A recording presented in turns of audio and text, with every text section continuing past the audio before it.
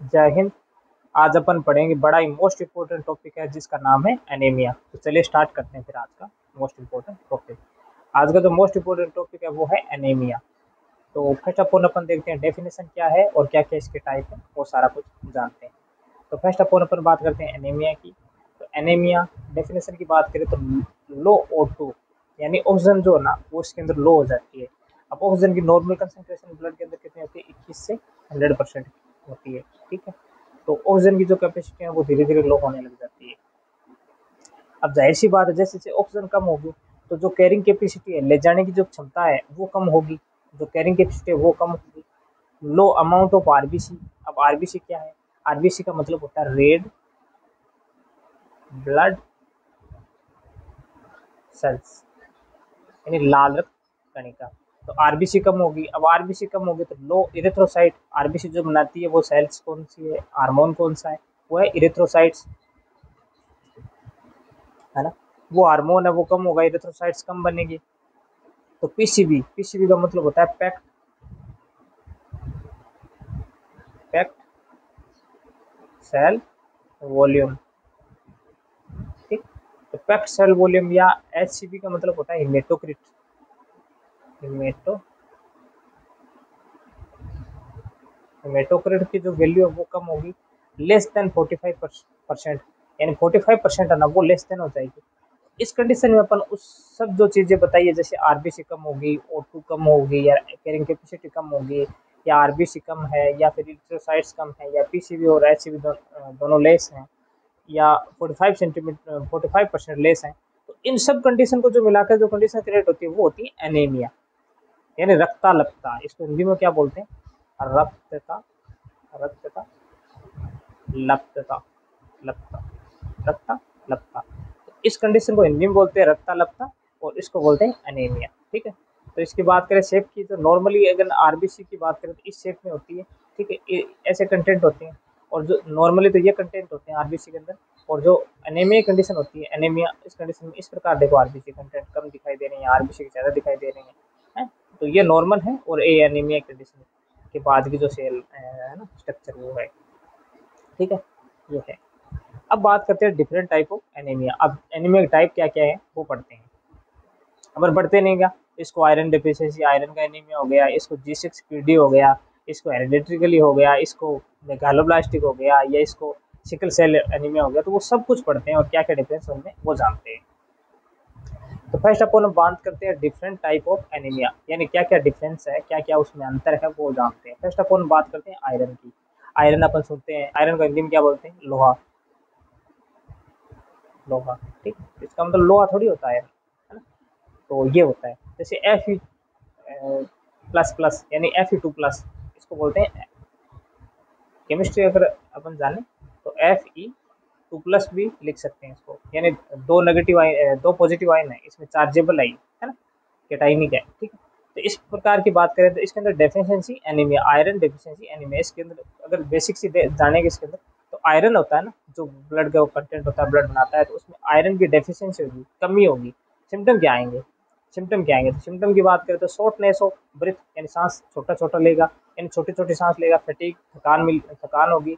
Increase workload of heart, यानी अब जैसे आरबीसी कम, आयरन कम है तो इसकी वजह से हार्ट हार्ट है ना, हृदय, हृदय उससे वर्कलोड बढ़ेगा। उसका जो काम करने की जो कैपेसिटी है ना उसको बढ़ाएगा, वो मतलब ज़्यादा काम करना पड़ेगा। टेकिकार्डिया यानी हार्ट रेट है ना वो 100 से ज़्यादा होगा। ब्रेडी के अंदर 60 से कम होता है, लेस देन 60। इसके अंदर 100 से ज़्यादा होगा। ठीक है, डिजीनेस, बेचैनी होगी या चक्कर आएगा। अब बात करते हैं आयरन की जरूरत क्यों पड़ती है। तो why is iron need, iron की जरूरत क्यों है? तो आयरन ऑब्जॉर्बेशन, पहले अपन बेसिक मैकेनिज्म जान लेते हैं किस प्रकार आयरन को ऑब्जॉर्व किया जाता है। तो आयरन ऑब्जॉर्बेशन क्या कहाँ होता है? फ्रॉम GIT, गैस्ट्रोइंटेस्टाइनल जो ट्रैक्ट है उसमें उसको कोऑपरेट करता है, यानी सहयोग देता है। जो HB in the RBC, HB होता है इन आरबीसी के अंदर, उस कोऑपरेट करता है किस प्रकार? जो प्रोटोपोर फायरी रिंग होती है उस प्रोटोपोर फायरी 9 होती है, दिस प्रोटोपोर फायरिंग रिंग बनाती है मैक HB। ये प्रोटोपोर फायरिंग जो रिंग है, पोर फायरिंग वो HB बनाती है। ठीक है, और ये किस प्रकार? प्रोटोपोर फायरिंग जो 9 क्रोमोसोम्स हैं वो ही प्रोटोपोर फायरिंग जो रिंग है वो मैक HB हीमोग्लोबिन बनाती है और आयरन का ऑब्जर्वेशन करते हैं फ्रॉम जीआईटी से। अब बात करते हैं कोज, कारण क्या है। तो कारण की बात करें, इसके अंदर ब्लड लॉस होता है, उस कंडीशन में आयरन का लॉस हो जाता है, या हैवी मेंस्ट्रुएशन, जैसे महिलाओं में मासिक चक्र आते हैं, है ना, मेंस्ट्रुएशन ब्लीडिंग अपन बोलते हैं ना, एमसी आ गई है ना, मेंस्ट्रुएशन साइकिल आती है, तो उसमें भी क्या है कि हैवी ब्लड लॉस होता है, तो उस कंडीशन में भी आरबीसी का लॉस होता है, आयरन का लॉस होता है, आयरन लॉस होता है। जैसे स्ट्रक्चर में अपन देख सकते हो, ये देखो, ये देखो आयरन डेफिशिएंसी एनीमिया Fe2+, ठीक, यहाँ एच बी है, फिर ये हीमो है यानी हीमोग्लोबिन प्रोटीन है, ये प्रोटोपोर रिंग है, ठीक, 9 नंबर की FeH है ना, Fe2+ है जिसमें 2 आयन है, और जीआईटी में डेंड्राइट्स है ना, डीनेचर्ड है। तो इस प्रकार ये स्ट्रक्चर में अपन ने ये जाना, ठीक। अब बात करते हैं फोलिक एसिड की, फोलिक एसिड या विटामिन B12, विटामिन B12 या फोलिक एसिड का एनीमिया बोलते हैं, ठीक है। तो ये किस प्रकार होता है, तो vitamin B12, folic acid, pernicious anaemia, vitamin B12 का जो सेकंड नेम है उसको बोलते हैं परनीशियस एनीमिया। तो किस प्रकार जे अपने ये स्टोमक है उसमें पेराइटल सेल्स होती हैं, फिर वो उसमें कैस्टल इंट्रिंसिक फैक्टर होते हैं, वो रिलीज करते हैं और आयरन का वहाँ से ऑब्जर्वेशन करते हैं, ठीक है। तो किस प्रकार का देखते हैं, तो वो है विटामिन B12 गया, ये देखो। Coming from green leaf vegetable, जो हरी पत्तेदार सब्जियां होती हैं वहाँ से अपन को ये फोलिक एसिड या फोलिक एसिड है ना, वो प्राप्त होता है, vitamin B12। Coming in stomach these parietal cells, मैंने बताया था ना, स्टोमक की जो पेराइटल सेल होती है, चीफ सेल होती है, फिर एक जी सेल होती है, चीफ सेल होती है, और पेराइटल सेल्स होती है। Parietal cell of stomach, stomach की जो पेराइटल सेल है वो रिलीज करते क्या, intrinsic factor, Castle intrinsic factor, CIF बोलते हैं उसको। तो कैस्टल इंट्रिंसिक फैक्टर होता है सम कंडीशन, कुछ कंडीशन में, कुछ स्थितियों में क्या होता है, उसके विरुद्ध एंटीबॉडी बन जाती है। एंटीबॉडी क्या, उसका उसका मतलब उसको मुकाबला करने लग जाती है, उसका एंटीबॉडी बनने लग जाती है। अब एंटीबॉडी बनेगी अगेंस्ट में, तो इंट्रिंसिक जो फैक्टर है ना वो वहाँ पे जुड़ नहीं पाएगा, जाहिर सी बात है, इंट्रिंसिक फैक्टर मतलब बाइंड अप ही नहीं होगा, तो this antibody not become bind up, उसको बाइंड अप होने नहीं देगी। तो vitamin B12 and intrinsic factor not observation vitamin B12। अब intrinsic factor, Castle intrinsic factor वो जुड़ नहीं पाएगा, तो फिर विटामिन B12 ना उसका ऑब्जर्वेशन हो गया, नहीं होगा। विटामिन B12 का ऑब्जर्वेशन नहीं होगा, लेस देन RNA, अब उसमें RNA नहीं बनाएगा। विटामिन B12 का ऑब्जर्वेशन लेस होगा, तो विटामिन B12 ही क्या करती थी, RNA और DNA का मैच्योरेशन करती थी, और उसमें कंडेंस बनाती थी, उसको सघन बनाती थी। अब मैच्योर नहीं होगी RNA क्या है, ribo ribo nucleic ribose nucleic acid, ठीक है। और DNA की है डीऑक्सी, ये डबल डबल शेप में है, ये सिंगल शेप में, ठीक है। तो RNA और DNA है ना वो मैच्योर नहीं होंगे, मतलब पूर्ण नहीं होंगे, मैच्योर नहीं होंगे, और कंडेंस नहीं होंगे। अब RNA DNA नहीं बनेंगे तो सेल कौन सी मजबूत रहेगी, है ना। तो फिर क्या है कि जो फोलिक एसिड है ना उसमें परनीशियस एनीमिया होगा, ठीक, फोलिक एसिड या परनीशियस एनीमिया। अब बात करते हैं टाइप 3 की, जिसको बोलते हैं हेरिडेटरी आनुवांशिक स्पेरोसाइट्स। स्पेरो का मतलब गोल बन जाती है, नॉर्मली किस शेप में होती है, नॉर्मली आरबीसी शेप होती है, बायोकोन के, बायोकोन के, बायोकोन के शेप होती है। लेकिन इस कंडीशन में क्या होती है, इस कंडीशन की बात करें हेरिडेटरी, जो आनुवांशिक है ना वो स्पेरोसाइटिस हो जाता है। स्पेरोसाइटिस मतलब स्पेरिकल, स्पेरिक यानी गोल हो जाती है। बायोकोन के और गोल में डिफरेंस होता है।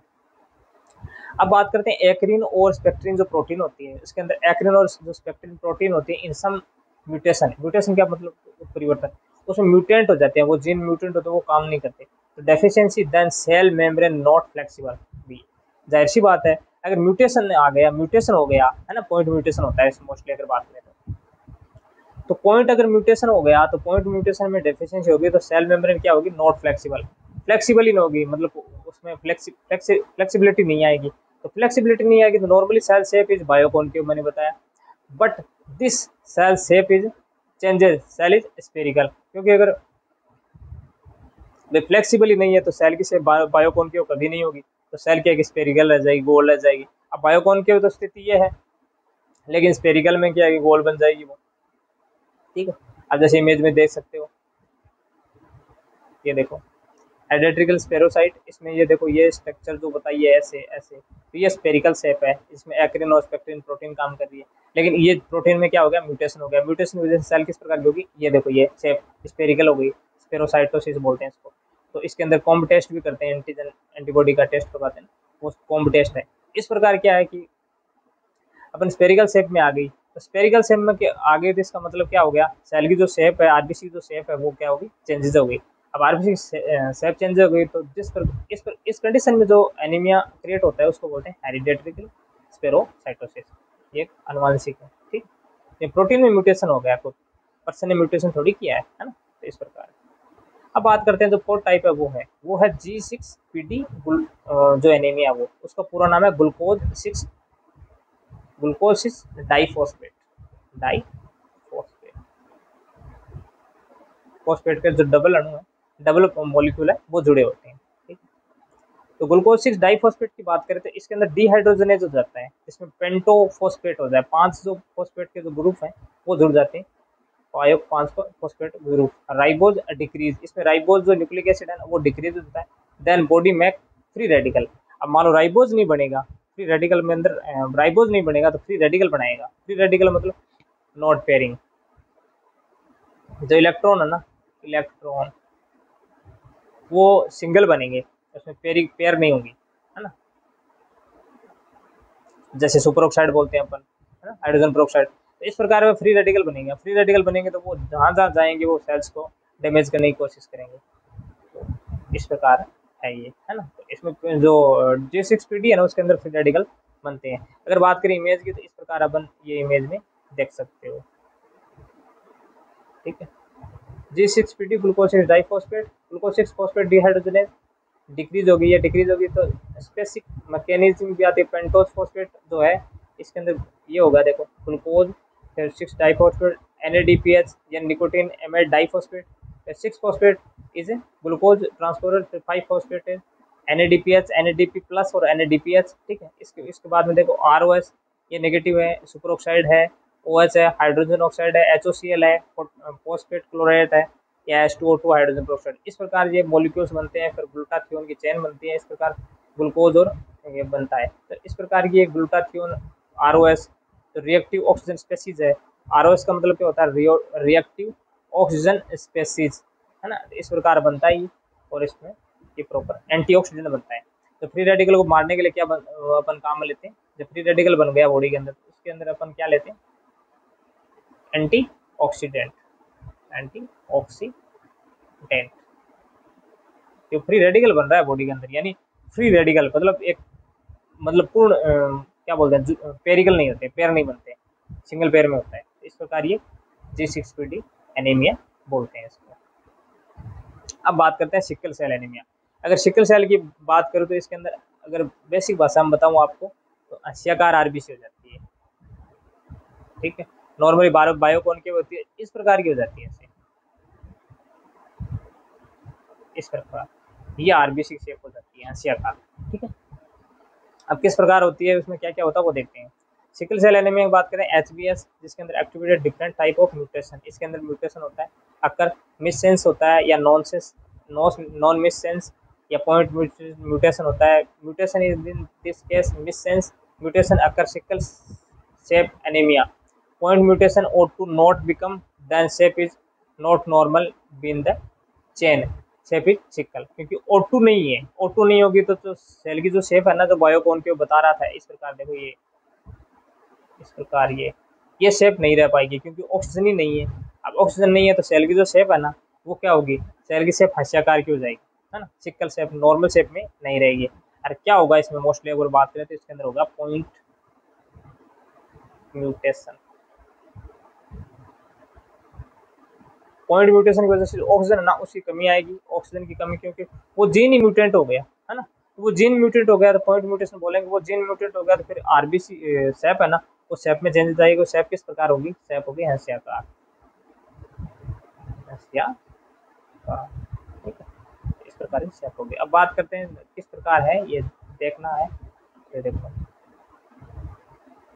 HBS, इस प्रकार देखो म्यूटेशन होगा, मिससेंस, नोसेंस, और इस प्रकार की शेप हो जाएगी। जो आरबीसी के अंदर जो एच बी हीमोग्लोबिन की जो चैन होती है उसके अंदर अल्फा हीमोग्लोबिन होता है, अल्फा एच बी, और एक होता है बीटा, बीटा एच बी। इस प्रकार जो अल्फा और बीटा जो ग्लोबुलिन की जो चैन होती है, ठीक है, तो अल्फा और बीटा ग्लोबुलिन की जो चैन होती है, तो उस जो चैन होती है उसके अंदर बीटा चैन है ना, उसमें अल्फा एमिनो, देखो alpha amino acid normally glutamic acid है, ठीक है, अमीनो एसिड पढ़े हैं, एक नॉन, एक होता है एसेंशियल और एक नॉन होता है नॉन एसेंशियल। तो आवश्यक और अनावश्यक होते हैं 10-11, 10-1-11 होते हैं, एक में 9 होते हैं, ऐसे 20 होते हैं ना। तो अल्फा एमिनो एसिड होते हैं, बीटा एमिनो एसिड होते हैं, जो चैन होती है हीमोग्लोबिन के अंदर, है ना। उस चैन में म्यूटेशन आ गया, उस म्यूटेशन की वजह से ऑक्सीजन नहीं मिल रहा है, ऑक्सीजन की जीन म्यूटेंट हो गया, उसकी वजह से जो सेल की जो शेप है ना, वो अब नॉर्मली होने बायोकॉन्केव होने की बजाय और वो किस शेप में होगी, हंसियाकार हो जाती है, सिक्कल शेप में जाती है। इस प्रकार का जो एनीमिया उसको बोलते हैं सिक्कल सेल एनीमिया, ठीक है। अब बात करते हैं हेमरेजिक। हेमरेजिक का मतलब क्या होता है, ब्लड लॉस, हेमरेज हो गया, ब्लड लॉस। तो मोस्टली अगर बात करें तो ब्लड लॉस हर कंडीशन में हो सकता है, कोई स्पेसिफिक नहीं है। ब्रेन हेमरेज हो गया या बॉडी के अंदर कोई ब्लड लॉस हो गया तो उसके अंदर आरबीसी कम होता है। हेमरेजिक की बात करें एनीमिया की, ठीक है, as in some cases of H pylori, जिसको बोलते हैं एच पाइलोराई। तो एच पाइलोराई जो बैक्टीरिया है वो कोज क्या करेगा, पेप्टिक अल्सर। पेप्टिक अल्सर एक गैस्ट्रिक, एक डुडेनल, कई प्रकार के अल्सर है, लेकिन अपन ने पेप्टिक अल्सर ही पढ़ रहे हैं, बात करें पेप्टिक अल्सर की। तो पेप्टिक अल्सर कोज करेगा, पेप्टिक अल्सर कोज करेगा तो परफॉर्मिंग क्या होगी, परफॉर्म क्या रहेगा, losing blood, losing blood, blood को लूज कर देगा। और ब्लड अगर लॉस होगा, डिक्रीज होगा, तो O2 कम होगी। अब O2 कम होगी तो वही है हेमरेजिक ब्लड लॉस बोल देंगे अपन, हेमरेजिक एनीमिया बोलते हैं, हेमरेजिक रक्ताल्पता बोलते हैं, ठीक है। एच पाइलोराई की मोस्ट कॉमनली बात करें तो एच पाइलोराई जो अपन गेस्ट्री के अंदर होता है, स्टोमक के अंदर होता है, उस कंडीशन, उस बैक्टीरिया की वजह से जो एनीमिया क्रिएट होता है वो होता है हेमरेजिक एनीमिया। इस प्रकार है। अब बात करते हैं जो नेक्स्ट जो एनीमिया अपना 7th टाइप वो है एप्लास्टिक एनीमिया। तो एप्लास्टिक एनीमिया किसको बोलते हैं, वो देते हैं। तो हेमीसाइटोब्लास्ट सेल होती है जो फेस्ट होती है, या माइलोइड स्टेम सेल होती है। माइलोइड फेस्ट अपन ऊपर बात करें तो ब्लड का फॉर्मेशन होता है ना, ब्लड सेल्स का, आरबीसी का, तो वो होता है myeloid stem cells. Myeloid stem sales या लिम्फोइड, एक लिम्फोइड स्टेम सेल्स होती है। तो 65% एप्लास्टिक एनीमिया एंडोप्लास्टिक ड्रग्स की वजह से होता है। ये जो एप्लास्टिक एनीमिया है, मोस्टली बात करें तो क्लोरमफेनिकाल एक ड्रग होती है, उसकी वजह से, या बेंजीन जो संरचनाएं होती हैं, स्ट्रेप्टोमाइसिन जो ड्रग्स होती हैं, उनकी वजह से वो वायरस है ना, ईपीएस जो Epstein Barr virus, Epstein Barr virus some types of destruction of bone marrow ना, उसका सम टाइप का डिस्ट्रक्शन करते हैं, तोड़ते हैं। तो इस कंडीशन में जो एप्लास्टिक एनीमिया उसके अंदर आरबीसी, डब्ल्यूबीसी और प्लेटलेट, आरबीसी का मतलब रेड ब्लड सेल्स, डब्ल्यूबीसी का मतलब व्हाइट ब्लड सेल्स, और प्लेटलेट की मतलब जो ब्लड का क्लॉट बनाते हैं उसका ना वो डिक्रीज होगा। अब मोस्ट कॉमनली अगर बात करें तो आरबीसी, तो आरबीसी कितनी होती है, 4.5 से 5.5 लीटर बोल लो अगर, ठीक है।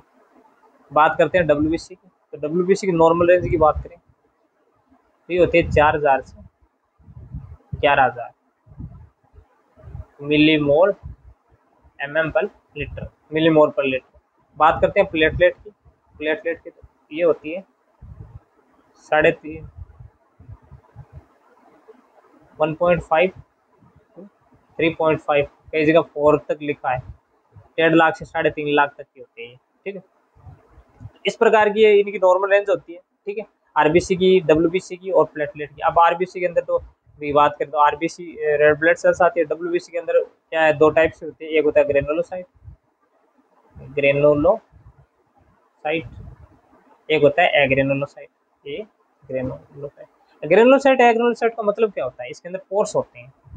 ग्रेनुलोसाइट का मतलब होता है, ग्रेनुलोसाइट यानी पोर्स होते हैं, सुराख होते हैं, पोर्स, इसी की वजह से उसके अंदर फिर न्यूट्रोफिल्स होता है, बेजोफिल्स होता है, इनोसिनोफिकल्स होता है और मैक्रोफिल्स होते हैं। इस प्रकार के अलग अलग हैं। और एग्रेनुलोसाइट के अंदर क्या होता है, जिसके अंदर फिर डब्ल्यूबीसी के अंदर ये आती है ना, इनोसिनोफिल है, बेसोफिल्स है, मैक्रोफिल्स है ना, ये तो इस प्रकार ये सेल्स होते हैं। प्लेटलेट के अंदर तो अपन पढ़ते हैं 12 फ्लोटिंग फैक्टर भी आते हैं इसके अंदर, सारा कुछ है, मैकेनिज्म अलग अलग मैकेनिज्म है।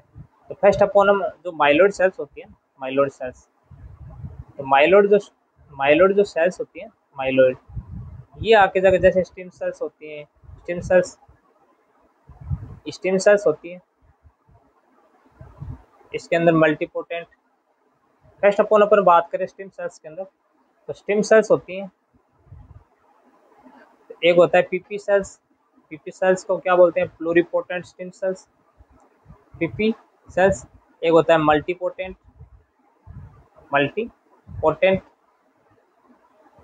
और एक होता है टोटीपोटेंट।